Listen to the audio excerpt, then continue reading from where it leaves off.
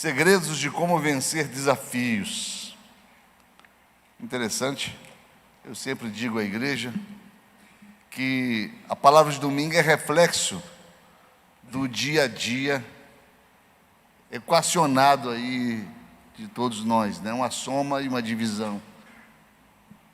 Porque uma cidade como Anápolis, acaba que todos vivemos vidas semelhantes.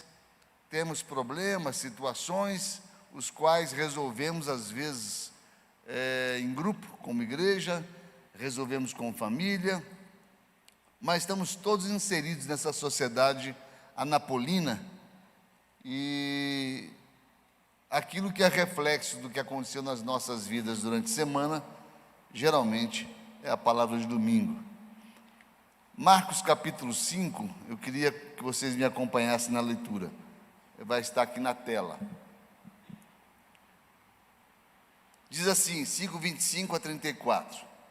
Certa mulher que havia 12 anos padecia de uma hemorragia e que tinha sofrido bastante às mãos de muitos médicos e despendido tudo quanto possuía sem nada aproveitar, antes indo a pior, tendo ouvido falar a respeito de Jesus, veio por detrás entre a multidão e tocou-lhe o manto, porque dizia: se tão somente tocar-lhe as vestes, ficarei curada.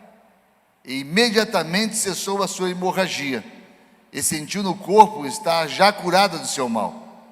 Logo Jesus, percebendo em si mesmo que saíra dele poder, virou-se no meio da multidão e perguntou: quem me tocou as vestes? Responderam-lhe os seus discípulos: vês que a multidão te aperta e perguntas: quem me tocou? Mas ele olhava em redor para ver a que isto fizera. Então a mulher, atemorizada e trêmula, cônscia do que nela se havia operado, veio, prostrou-se diante dele e declarou-lhe toda a verdade. Disse-lhe ele: filha, a tua fé te salvou. Vai-te em paz e fica livre do teu mal. Já conhecíamos essa história, muitos de nós, talvez todos, mas eu queria lançar sobre ela uma luz diferente. Eu queria entender como essa mulher chegou ao ponto que chegou, e para entender isso, eu preciso ver em que ponto, quais são os aspectos da vida dela, e eu quero que vocês analisem isso comigo, porque o interessante é observarmos e pelo menos 7 aspectos da vida dela. O primeiro aspecto é o tempo de aperto, o tempo de dificuldade que ela vinha enfrentando um problema. Isso é familiar a alguns de vocês? Você já enfrentou um problema por longa data?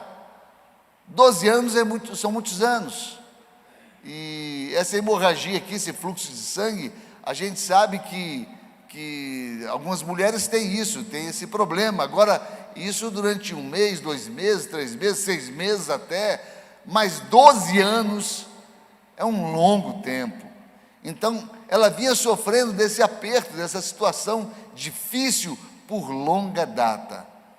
Vocês conhecem pessoas assim, que enfrentam problemas assim por longa data? O primo do teu tio, do teu cunhado, o vizinho da tua tia, né? Isso para não dizer que é você mesmo, né? E muitos de nós enfrentamos problemas assim. Segunda situação, a situação financeira decadente dela. Vocês conhecem gente assim, com situação financeira decadente?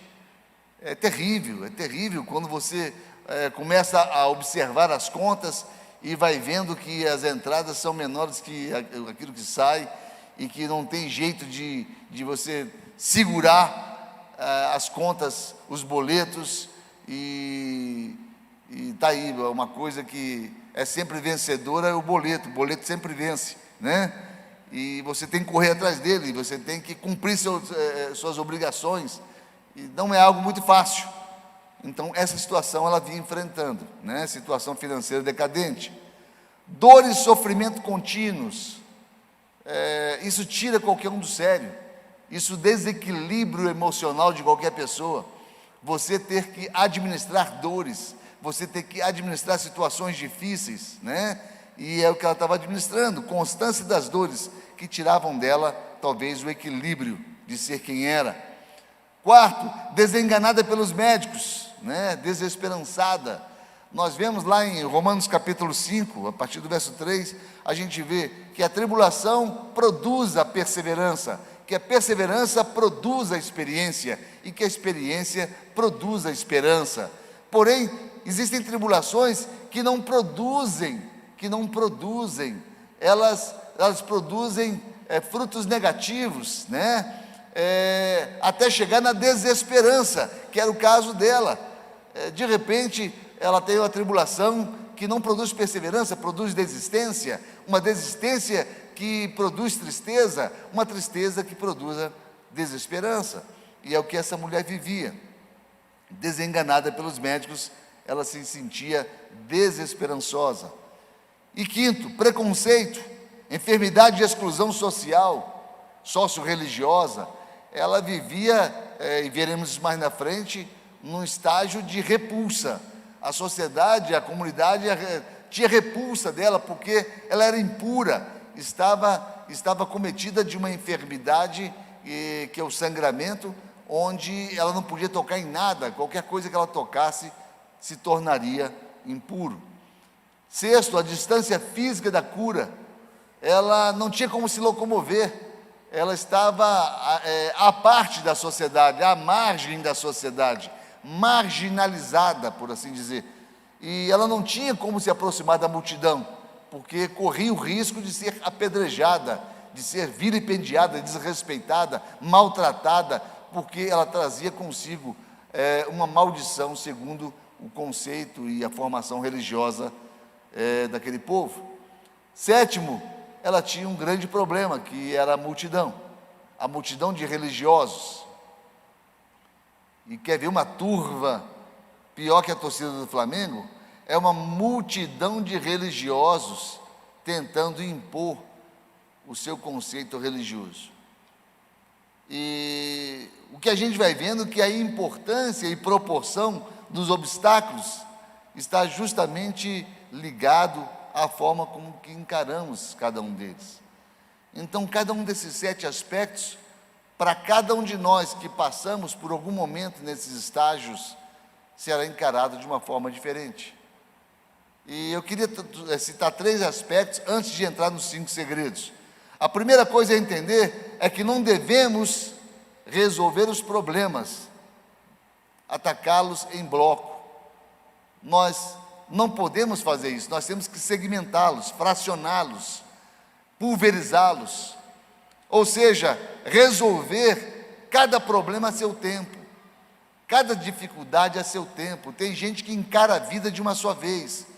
Não, dia após dia, em doses diárias, né? Josué, por exemplo, recebeu estratégia de Deus para dar uma volta a cada dia, e no 7º dia dar as 7 voltas em torno de Jericó. Interessante, são estratégias para aumentar a fé. Cada dia que ele dava a volta, ele se alimentava de mais fé, de que aquelas muralhas cairiam. No caso de Elias, quando ele vai passar o cajado para Eliseu, interessante, Elias passa por Gilgal, Betel, Jericó e Jordão. Ele fraciona os problemas, a passagem da responsabilidade. Gilgal é removendo a carne. Todos nós passamos por essa situação na busca de Deus. É a rejeição da carne, de seus prazeres, removendo a carne, é Gilgal. Betel é ligando-se a Deus, é a casa de Deus, ligando-se a Deus. Então, o segundo estágio de Elias foi Gilgal o primeiro, Betel o segundo.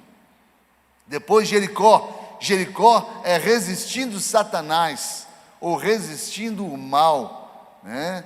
Então, ele abandona os prazeres da carne, ele se liga a Deus, ele resiste, porque não é somente aceitar Jesus, é manter-se fiel a isso, né? E quarto, o Jordão, que significa lidando com a morte. Então, todos nós passamos por esses estágios, removendo a carne, nos ligarmos a Deus, resistindo o inimigo e cruzando a morte, sendo levados por Deus. Interessante que Elias e Jesus são os dois únicos que são levados aos céus, elevados aos céus aos olhos das pessoas. E a gente vai vendo que esse primeiro passo, de você pegar o problema e você pulverizá-lo, você resolver, buscando resolver, e é o segundo passo, a segunda coisa, buscando resolver com graus de dificuldades crescentes. Reparem só isso aqui. Quando Davi foi enfrentar Golias, Davi falou para o rei assim: rei, eu já enfrentei lobo, eu já enfrentei urso, eu já enfrentei leão, e agora eu estou apto a enfrentar o gigante. Então os problemas foram esmiuçados, mas foram enfrentados a seu tempo, de forma crescente. De forma crescente. Eu hoje acudi o meu netinho, que estava com a rodinha da botinha dele lá emperrada. Estava cheia de pelo, de cabelo, e ela não conseguia andar. E ele veio chorando porque tinha quebrado a motinha, tinha quebrado. Aí eu sentei com calma, com paciência e vi. Aí fui tirando ali aquele que estava enrolado na rodinha e explicando para ele que não tinha quebrado, era apenas para limpar. Mas era um grande problema para ele. Esse era um grande problema para ele. Ele não está preparado para situações de complexidade mínimas. É muito pequeno. Um dia talvez eu tenha tido o mesmo problema que ele. E hoje eu já olho para esse problema, não como um problema, mas uma pequena dificuldade. E a vida da gente é assim, nós vamos crescendo nos nossos desafios e vamos na conquista nossa, nós vamos resolvendo os nossos problemas. E é importante que façamos assim. Então, esmiuçar os problemas, resolvê-los sempre de ordem de dificuldades crescentes. Quem está entendendo o que eu estou falando? Reparem só, a terceira coisa é entender que nossas forças se renovam em Deus. Você não pode se prender com situações do passado e perpetuar essas situações. Eu falava num grupo ontem, na casa do pastor Guilherme, juntamente com os jovens que estão sob o comando aí do Daniel, né, e da Thalita. Eu falava a respeito de algo interessante. Eu li num livro que um velho elefante estava preso por uma cordinha e num galho de uma árvorezinha pequena. E a pessoa perguntou: como é que esse elefante é tolo desse jeito? Com uma puxada de pata, ele arranca essa árvore, ele quebra a cordinha, mas ele se sente preso. Ele fica ali o dia todinho, porque se sente preso. Aí o criador do elefante fala: é porque eu faço isso com ele desde pequeno. Quando ele era um pequeno elefante e que eu peguei ele, eu amarrei na pata dele a mesma cordinha. Só que naquela época, ele era um pequeno elefante, ele não conseguia rebentar a cordinha. E hoje ele acredita que ele não consegue rebentar a cordinha. Então, aquela cordinha segurou ele por toda a vida dele. Ele nunca se desprendeu dela. Uma vez eu preguei aqui na igreja sobre bagagens desnecessárias da vida. Nós carregamos às vezes bagagens que nos prendem. A palavra de Deus fala que o medo produz tormento. A tormenta, o medo, o pavor, o receio do fracasso, da exposição, prende as pessoas e segura as pessoas em fatos passados que nunca foram vencidos e que são atrapalhos para os sonhos, para aquilo que a pessoa pretende em sua vida. Só os comprometidos com o resultado chegam ao final da carreira.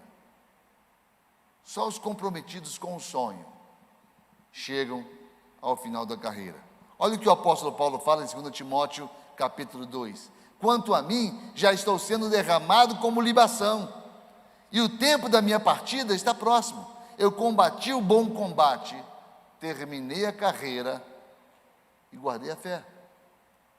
Ninguém combate um bom combate se esse combate não estiver impedindo a realização de um sonho. Então tenha um sonho. Você não pode viver sem um sonho. Aquela mulher do fluxo de sangue tinha um sonho de ser curada e não se intimidou com nenhum tipo de obstáculo. Não desista do seu sonho. Não pense que esse obstáculo ele está ali apenas enfeitando. Não. Ele é um obstáculo proposital. É para te impedir de alcançar o seu sonho. Segundo segredo, tenha uma visão desse sonho. Tenha uma visão desse sonho. Um homem que admite um plano B, coloca preço no seu plano A. Então tenha uma visão do seu sonho, não negocie seu sonho. Ter visão de um sonho equivale a dizer que você deve ter sonhos absolutos na sua vida.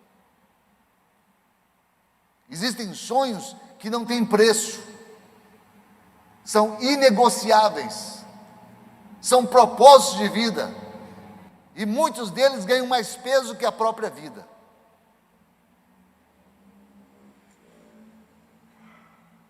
Dignidade, integridade, honestidade, fidelidade, são valores que elevam o valor do teu sonho, que colocam o seu sonho acima da sua segurança, acima de esforços, acima de sacrifícios. O sonho daquela mulher era ser curada, e ela enfrentou a própria morte para isso. Ela poderia ter sido condenada à morte, porque ela tinha fluxo de sangue.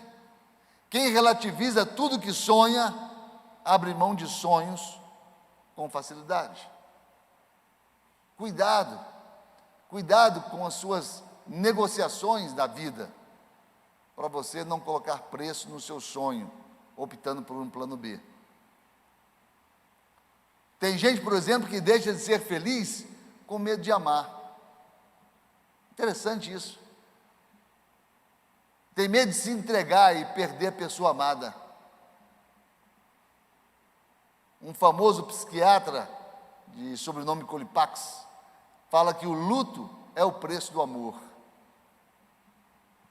E ele fala que todo amor termina em tragédia. Aí a gente para e pensa assim, esse cara está louco? Não, todo amor termina em luto. Um dos dois morre no final. Esses dias atrás, eu fui fazer o funeral do pai do pastor Cleiton, de Alexânia, da Shalom. E foi muito triste. E eu me aproximei do caixão na hora de trazer uma palavra aos presentes e dei a mão à esposa dele, a viúva, uma senhorinha, ela caladinha do lado do caixão do marido, 56 anos de casados. E ela olhava para o caixão assim, caladinha, não falou nada. E apertando a minha mão, como quem estava buscando apoio, como quem estava com um certo temor, um certo medo, uma certa insegurança. E eu preguei ali o tempo todinho segurando a mão dela, a mãozinha dela. Ao final, eu dei um abraço nela, me despedi e vim embora. 2 dias depois, eu fui lá fazer o funeral dela.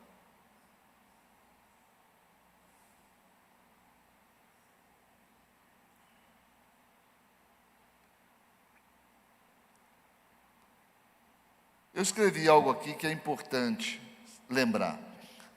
Só tem uma coisa que nos deixa arrependidos na nossa vida quando perdemos um sonho. Só tem uma coisa que nos deixa arrependidos quando perdemos um sonho: é a dor de ter se economizado. Não existe espaço para se economizar quando é a realização de um sonho. Não existe espaço. Jesus só entrou em Jericó nos dias próximos ao seu sacrifício uma única vez, quando ele estava descendo a Jericó, e de Jericó iria para Samaria. E ele passa numa estrada e um cego de nascença, Bartimeu ficou cego depois, seus olhos foram vazados pela guarda pretoriana. E Bartimeu percebe que Jesus está passando, e como aquela mulher de fluxo de sangue, Bartimeu não se economiza. Bartimeu não pensa em exposição. Bartimeu não pensa em vergonha. Bartimeu só pensa o seguinte: é a minha chance. É a minha chance. Hoje, temos uma chance. Dia 21 de abril, temos uma chance. Talvez domingo que vem não tenhamos mais essa chance. Mas hoje nós temos essa chance. Não se economize. Não se acovarde. Para que você amanhã não olhe para trás e diga: perdi a chance. Perdi talvez a única chance que tive. Sabe quando você é o maior, ou é maior do que você possa ser? Quando seus sonhos forem maiores que você. Quando o propósito do sonho foi igual dessa mulher. O propósito do sonho dela de ser curada foi maior que ela. Ela poderia ter dado cabo da sua vida à procura da sua cura. Porque o sonho dela tinha um propósito mais forte que a própria vida dela. Eu coloquei algo aqui para fazer você pensar. Pense nos dois hoje, quais são os dois maiores problemas da sua vida. Não precisa contar para mim não, mas enumere aí na sua cabeça. Quais são hoje os dois maiores problemas da sua vida? Ok? Pensaram? Eu vou te dar um terceiro maior que os dois. Você morre amanhã. Resolvi os seus dois problemas de uma só vez. Mas trouxe para você um terceiro problema. Mas de repente os seus dois problemas ficaram pequenos, ou não? Tem algum problema maior que esse para você? De repente ficaram pequenos. Foram solucionados assim, ó. Mas um terceiro surgiu. Nós temos que entender que os nossos sonhos devem ser perseguidos. Aquela mulher correu o risco de morrer apedrejada, mas não abandonou o sonho dela. Não perca de vista o seu sonho. Terceiro, tenha determinação na resolução do teu sonho. Tenha determinação. Não titubeie, não claudique, não manque, fique em dúvida do que fazer. Ela trazia um problema seríssimo, mas quando ela definiu que ela queria ser curada, ela simplesmente caminhou. Ela simplesmente foi atrás dos seus sonhos.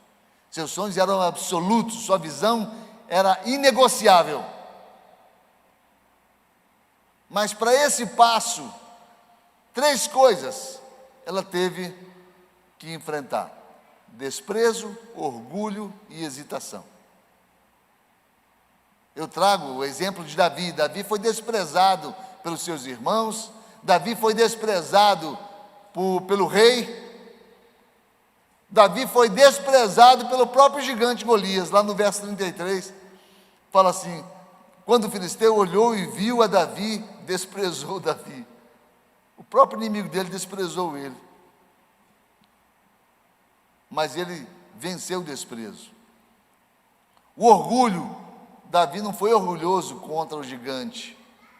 Davi dizia: tu vens contra mim com espada e com lança, eu vou contra ti em nome de Jeová de Sabaote, o Senhor dos exércitos. Não havia orgulho no coração dele. Não havia orgulho.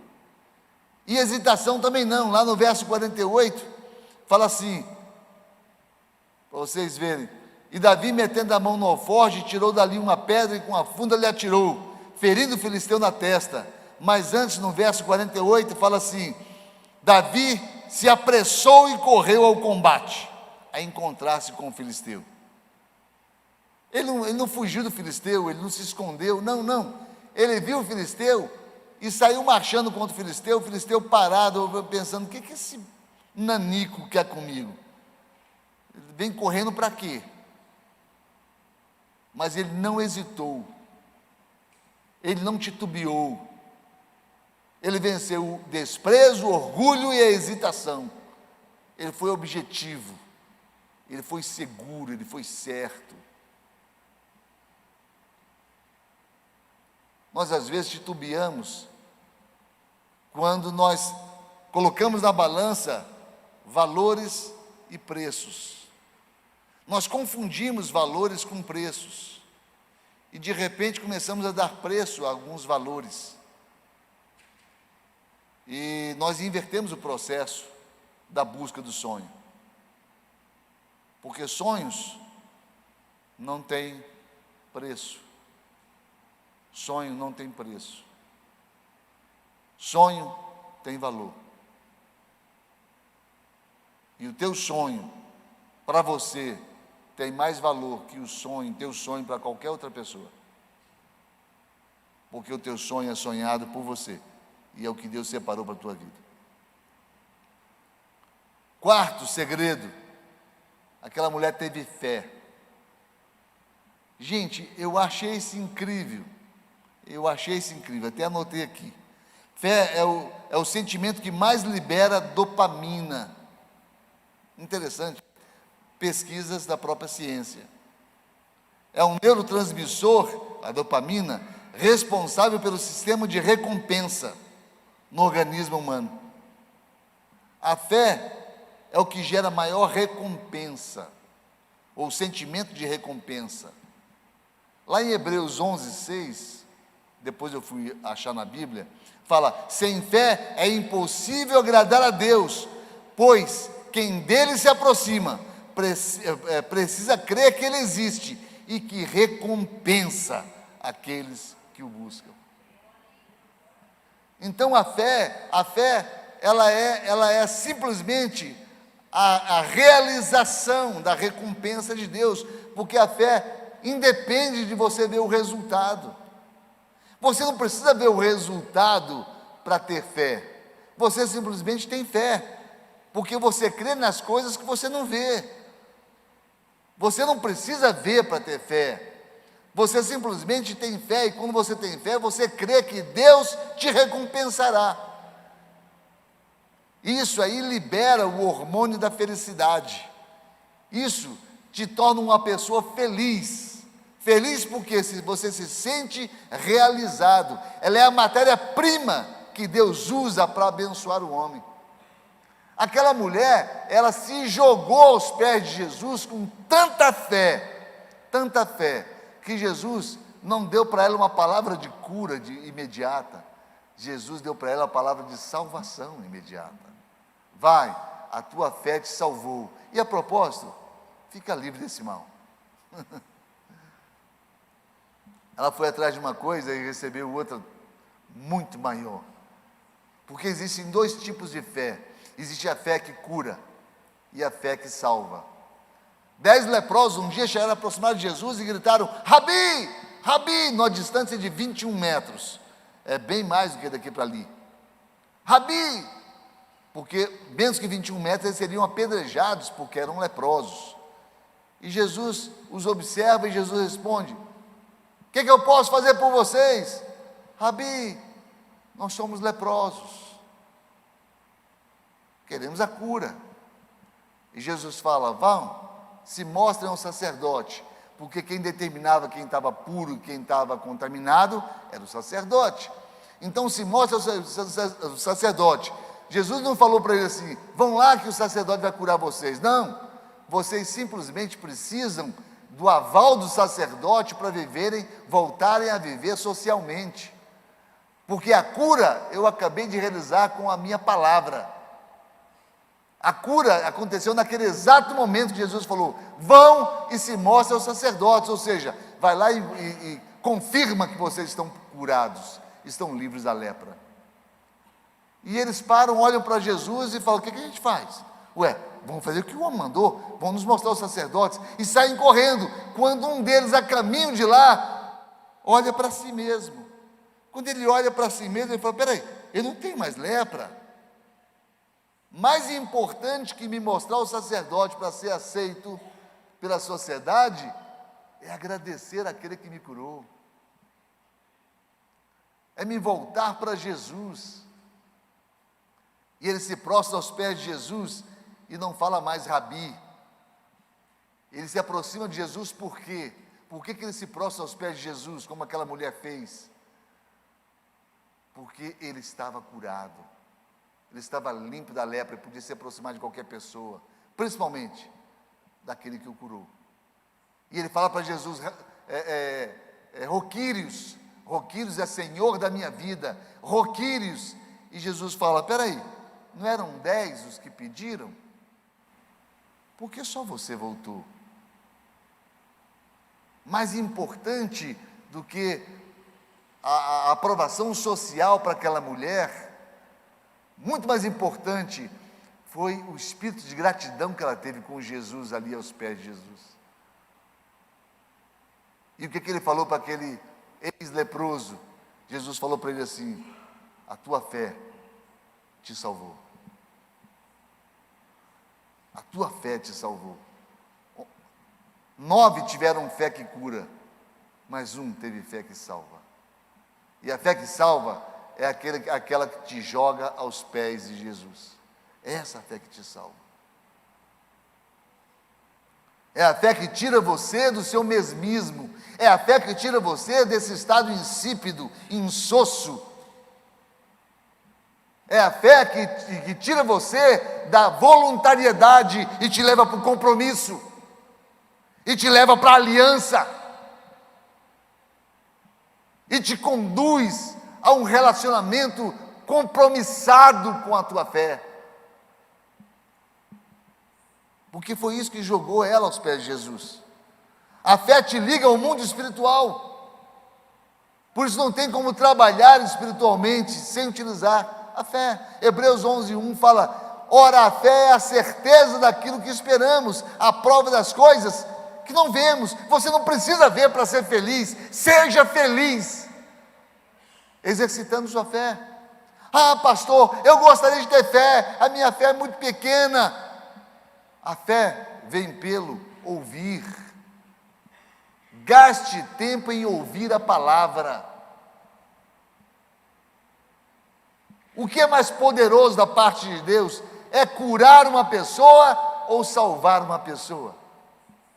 Salvar, queridos.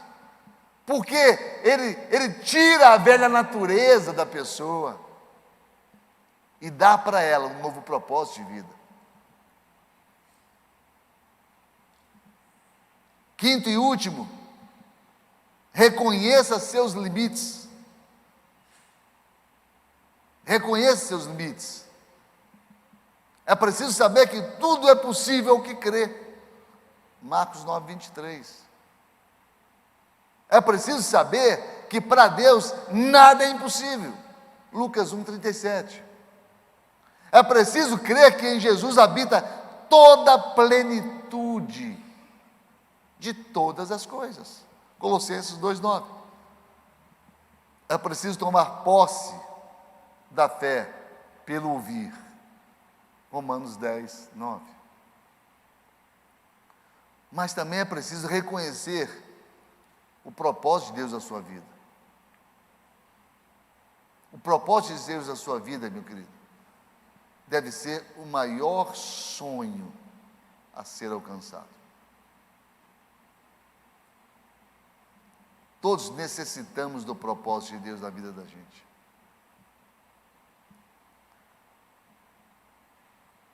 Aquele cego que foi curado por Jesus, ele proclamou Jesus. O endemoniado gadareno que foi liberto por Jesus, converteu toda uma cidade. A mulher samaritana, quando conheceu Jesus, converteu toda uma cidade. Todas as pessoas que se encontraram com Jesus foram instrumentos de Jesus na conversão, na salvação, na cura de outros. Agora olhe para mim e me responda: você é um salvo em Cristo Jesus? Sim ou não? Sim. Onde está o propósito da sua vida? Você tem vivido para o propósito de Deus? Ou você tem vivido para um único propósito seu, o seu próprio benefício? Pedis e não recebeis, porque pedis mal. Pedis para o vosso próprio deleite. Não é o seu deleite que está em jogo. Não é o seu usufruto que está em jogo. É o propósito de Deus. E o propósito de Deus é a salvação do homem. É a salvação do homem. Lançando sobre ele toda a nossa ansiedade. 1 de Pedro 5,7. Buscar em primeiro lugar o reino de Deus. Mateus 6,33. Se você tem lutado com esse mal, que é esse egocentrismo, você precisa conhecer o propósito de Deus na sua vida. Vamos ficar de pé?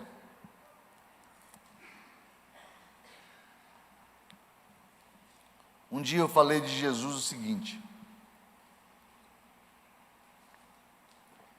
sempre crendo que eu falo, além de falar de Jesus, eu falo por Ele para vocês. Eu me coloco à disposição dEle para que Ele possa falar para vocês. E eu falei para vocês que nossa origem de fé estará sempre firmada na palavra de Deus. Sempre, sempre.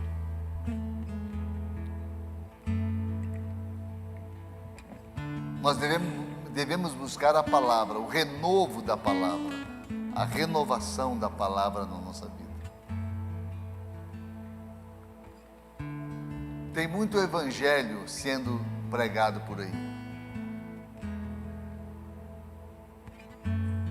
Mas o verdadeiro evangelho é sempre ministrado a partir da palavra de Deus. Não existe um novo evangelho. Existe um evangelho que traz novidade de vida. Mas o evangelho não é novo. O evangelho é antigo, porém imutável. E se ele é imutável, ele não tem que se adequar às nossas necessidades ou às modernidades que nós vemos hoje. Se ele é imutável, ele não pode sofrer a influência da inteligência emocional do homem ou da inteligência artificial das máquinas. Se ele é imutável, ele não pode se modernizar fugindo dos seus princípios, dos seus valores. Aquela mulher se jogou aos pés da pessoa certa. Isso vale para os nossos dias.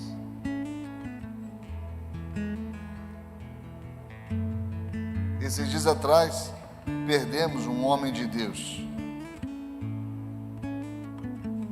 Pastor Vitor Hugo.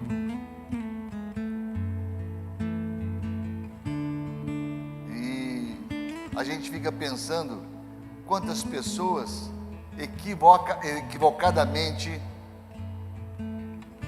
estavam firmando sua fé olhando para aquele homem. Certamente não é o que ele queria.